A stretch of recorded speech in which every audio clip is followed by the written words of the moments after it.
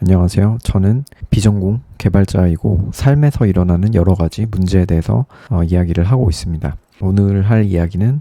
걱정과 고민이 많다면 그런 이제 두려움, 걱정, 고민들에 대해서 어떻게 이것을 조금 효과적으로 이겨내고 다룰 수 있는지 이런 것들을 이야기하려고 합니다. 걱정이랑 고민이랑 두려움 이런 것들은 실질적으로 존재하는 것이 아니고 어떤 굉장히 추상적인 개념이라고 생각을 하고, 그렇기 때문에 나는 이것에 대해서 걱정이 있어, 고민이 있어, 그렇게 그 문제를 추상적으로 바라볼 것이 아니라 나는 해결해야 되는 문제가 있어, 이렇게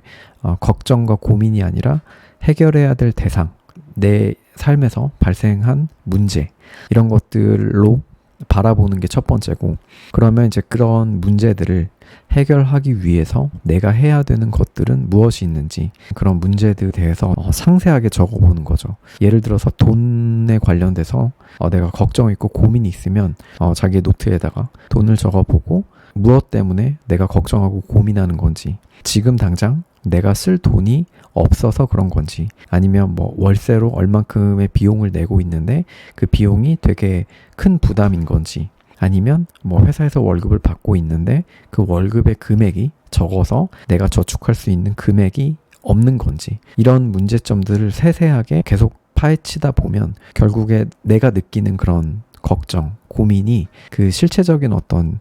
해결해야 되는 문제 한 줄로 이렇게 나오게 되는 경우가 있고, 그리고 사실은 그런 해결해야 될 문제 중에 지금 당장 내가 할 수 있는, 내가 해결할 수 있는 그 문제들은 그렇게 많지 않고, 거의 대부분은 시간이 해결해 주거나 아니면 지금 당장 해결할 수 없는 문제들이 많은 경우가 대부분이 많습니다. 그렇게 적어 놓게 되면 결국에 내가 해결할 수 있는 문제들은 직접 해결하면 되고, 지금 상태에서 내가 해결할 수 없는 문제들은 그 문제에 대한 생각을 잠시 접어두고 그 문제를 해결할 수 있는 레벨로 자기 자신한테 투자를 하면 되는 거죠. 이게 굉장히 냉철하고 뭔가 이성적으로 생각을 하게 되는 거죠. 사실은 걱정이랑 고민은 되게 추상적인 개념이고, 그 추상적인 개념을 조금 더 구체적인 어떤 하나의 문장으로서 내가 해결해야 되는 내 삶에서 뭔가 불편함을 일으키는 그 문제들은 무엇인가 라고 정의를 해보고,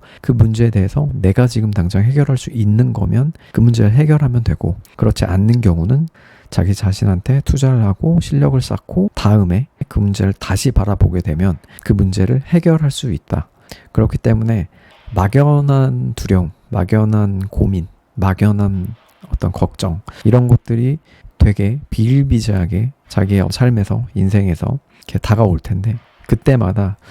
그 걱정거리의 어떤 실체적인 진실을 파헤치고 그 문제들을 해결하기 위해서 내가 어떻게 전략을 짜고 그걸 바라볼 수 있는지, 그런 노력이 필요한 것 같습니다. 네, 오늘은 여기까지고 끝까지 긴 영상 시청해 주셔서 감사합니다.